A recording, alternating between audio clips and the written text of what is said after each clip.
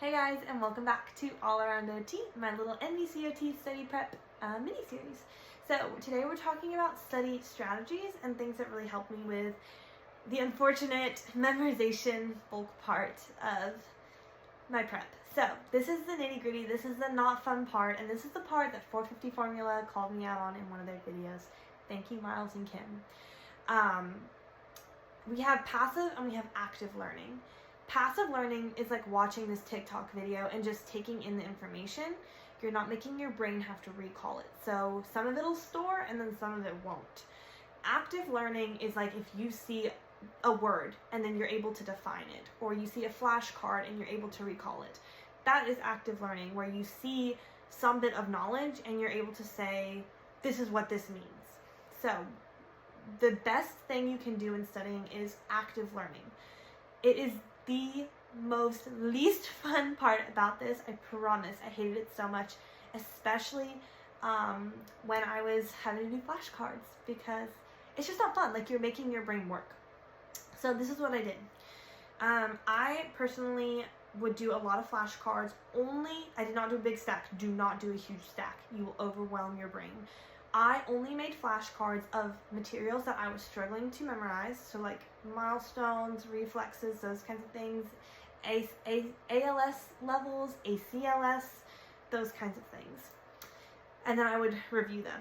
Now, to make it more entertaining, and it actually helped me remember it a lot better, is I would actually take a whiteboard and I would pull a flashcard and I would have to brain dump everything on that flashcard on there. So if it said pediatric milestones, like just that, okay, all of my gross developmental milestones, every single age, I need to be able to write that down on that whiteboard. Then I would flip the card, anything I got wrong, I would add on there so that I could review it at the end and then move to my next flashcard until the whiteboard was filled. I would review the whiteboard, wipe it off, and then keep going, and then kind of like revisit later. And that helped my active learning a lot. My mentor actually taught me that trick, and it was a lifesaver and a game changer. Another way you can make flashcards a little more interesting is I had my husband actually read them off. And this kind of helps with active learning too, because not only am I having to explain to him what each of these things are and why they're important, but if I got it wrong, then he would have to be like, I think you wrote this.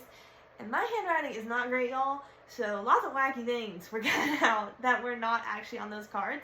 But then I remember having to be like, oh no, this is what I wrote, and that stuck in my head better than anything else. So having someone else read them for you is also really helpful. Some things that I didn't use but that were also helpful is some people say that they kind of like set up, like they might tape cards random spots around their house or like hide them in a drawer. So like when you're going to make yourself a cup of coffee and you open the cabinet and you have a developmental milestone flashcard there. Oh, okay, I need to know developmental milestones right now. And you list them off, right? So you're not sitting there and going through and going through and going through. It's just you're going around your house doing whatever you want to do. And then if you see something, you answer it. So you have to be able to spontaneously pick up that information. So that could be something helpful and maybe a little bit more fun, you know? Maybe like, I don't know, hide it in your laundry basket, and then when you're folding laundry, you know, but make an extra one so you don't lose it and then forget to review it, okay? So those are my study tips.